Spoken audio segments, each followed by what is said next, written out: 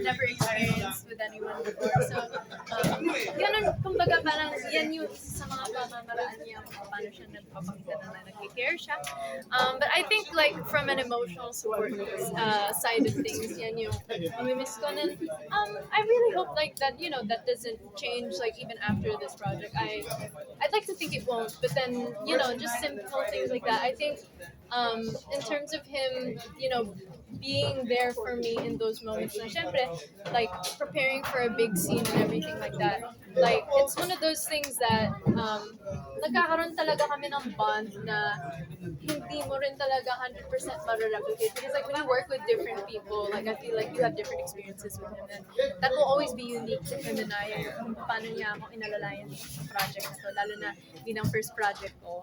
Nahimayan mo na siya ng pagkain. Hindi pa. Tsaka hinimayan ka niya. Hinimayan ka na niya. Pag kumakain kayo ng lunch, di ba yan?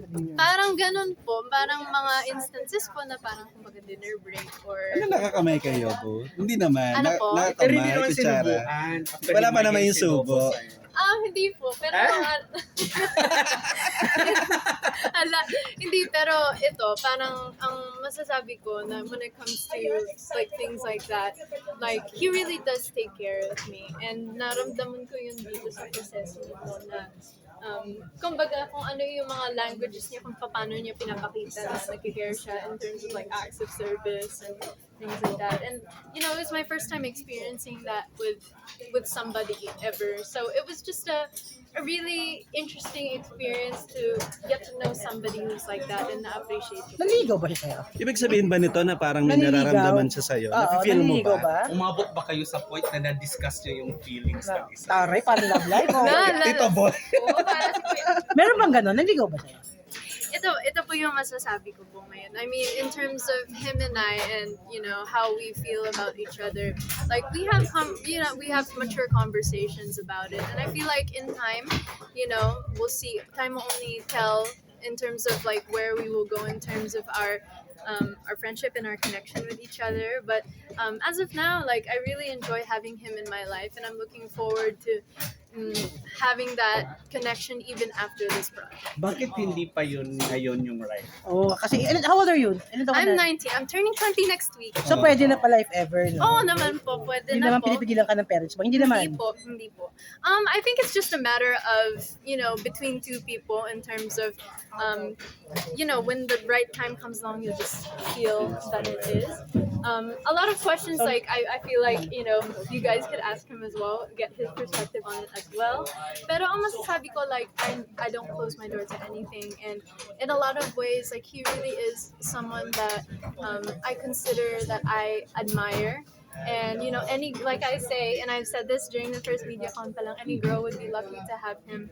I think he's just, he's a gentleman, and he's a good person, mabuti pong tao. Can you say na siya yung sa pinaka-special na tao sa buhay mo ngayon? Oo naman po.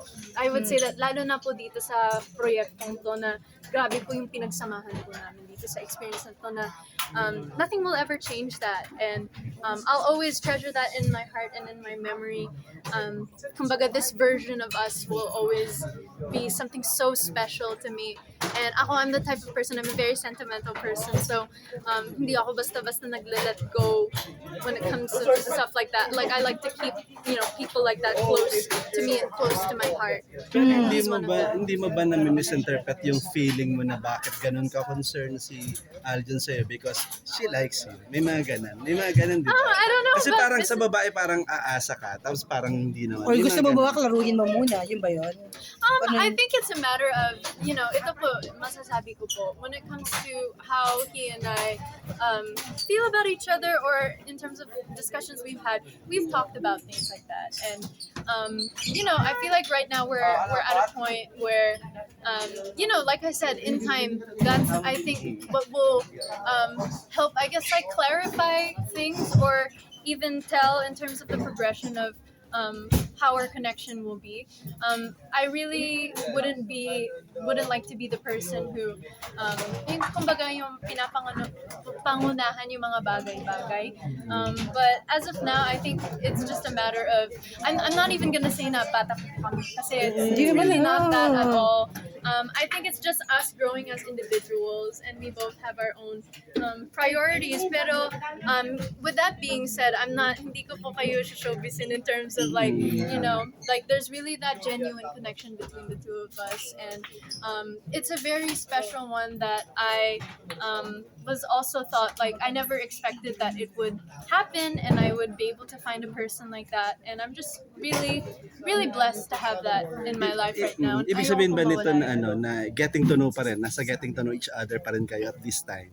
Of course, I feel like hindi po yun talaga magsa-stop. That getting to know each other phase. I feel like every day I feel like I learn something new about him, and I feel like it's something that I really treasure. It's a part that I also don't want to necessarily rush into, but I feel like throughout this time, I won't lie, like I've gotten to know him so well, and I feel like I do know him on a different kind of level, and it's only a matter of time and fate, and if it's God willing that everything works out, then like I accept that. Ba na exclusive kayo? Like parang hindi kayo pwede mag-entertain. Exclusively dating. Wow, exclusive. Or entertaining. Well, ito po, I can speak for I like to speak for myself. I'm not seeing anyone, at the moment. I'm also not necessarily in the mindset where I'm looking for anybody else. So, I think it's really, I leave it at that in terms of that. I think I'm the type of person that when I do have a genuine connection with someone that I am working on and I'm seeing, I don't actively look at anybody else. Lumalabas ba kayo together outside showbiz? Nang kayo lang. Nang kayo lang? Opo. You go out together? Kayong dalawa lang ha? We have po. Parang date. Nag-date. Exclusively dating Oo, na. parang gano'n. Oo. I mean, I won't lie. We've gone out together in the sense that we've been able to have conversations. Yun na So, yun. I mean, you can take it. Tapusin natin daw. You can Hindi, take. okay lang You guys can honestly take it forever with you, how you would like to interpret it. Pero para po sa akin, I just have a really good time with him when we've had the chance to go out together and have conversations with each other. Pero has it always been smooth sailing for both of you? Or nagkaroon ba ng tampuhan din through the series? Nagkaroon ba ng Especially clash? Sa team clash? I'll be very honest. It wasn't perfect. It wasn't perfect. We had our moments of showbiz. Honestly, no, it's Hindi nga fine. showbiz si Jayda. I very understand. honest nga siya. Naintindihan ko po kung ano po yung your job and why Yeah. you guys. Friend kami ng nanay mo, no? Oo naman po. And I understand. Naintindihan ko po kung saan po nanggagaling yung mga tanong niyo. Honestly po, to answer your question, it hasn't been smooth So sailing. nagtatampuhan din There kayo. were moments Parang where dapat pare, I no? won't Okay. even lie. Like there were those moments where, and syempre, a couple of misunderstandings happened, or like it wasn't a perfect process. We've been through so much together, but I think things like that, it makes a connection with somebody stronger, and we've grown so much together through that. And kumbaga, yung mga obstacles or mga trials na nalampasan namin, we were able to get through it together. In the first place, boto naman si Mama at Papa. Oo nga, Okay. na-reaction lang. Diba? Uy, naka-interview ko kasi na- si Dingdong sa si Jessa. Talaga po. Ano Sabi po nila, pinaalalahanan ka lang syempre ng konti about, pero ano ba? Ano Boto daw sabi sila nila? for Aljon. For Sabi na yan? Sinabi yun? Sinabi yun. Okay. Sabi niya, wow. It's Hindi, nung interview namin sa screening. Ito po, Okay naman. Or pero do they have a take on it? Like sinasabi ba nila talaga sa Oo. na kung ano lang dapat kayong dalawa niya? No, hindi po sila nag-i-impose po kung ano po parang mangyayari po sa amin ni Aljon. Like, that's one of the things that I love so much about my parents is they really give me the freedom to be able to live life and experience. Lalo na kung nasa tamang lugar naman po. But when it comes to what they think of Aljon, I do know that they really appreciate how much he's been a really good partner to me and a gentleman throughout this process. And, it happens a lot, especially nitong mga nakaraang mga buwan. Like, nasa US po kasi sila ngayon. My mom Tour. wrapped up her tour there po. And, minsan po, pag nagtatawagan po kami ng parents ko, yung dad ko, kamusta siya na? Kamusta na si Aljon? Ay! So, Kamusta na kayo ni Aljon? Walang ganun. meron din. You'd be surprised. But, I think, to a certain extent, they've also, in the few times that they've been able to talk with Aljon. They've had really good conversations, and they think that he's a really good person. And sinasabi po nila that he has a really good aura. And I would say that they really appreciate me having or surrounding myself with people like him in my life. Na people who are healthy and who are people who genuinely support me and who don't look at me as competition, or who look at me and just think about how they want to root for me and what I do with my Hindi career. ba siya nag-nosebleed sa'yo? Ano po? Nag-nosebleed? Nosebleed. Minsan po. Pero ano po, Bakit may na-pressure siyang bumalik? Oo, mag-aaral tuloy. Oo, kasi nag-nosebleed. ano po, Di ba? Tingin ko. You know what's really cool though is yung Last question. Yeah. Kumbaga sa sa Nag-nosebleed niya.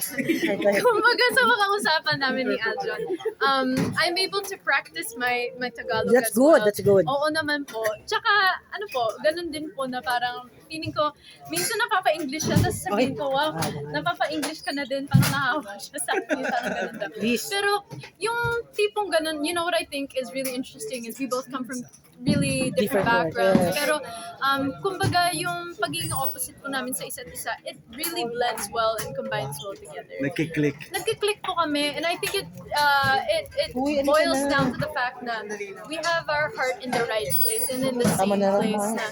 na, we have similar interests and we care about the same things, and no language barrier, no language will be Pwede namang sign language. Kung di ka kaya yan. sign language. Hindi, Yes.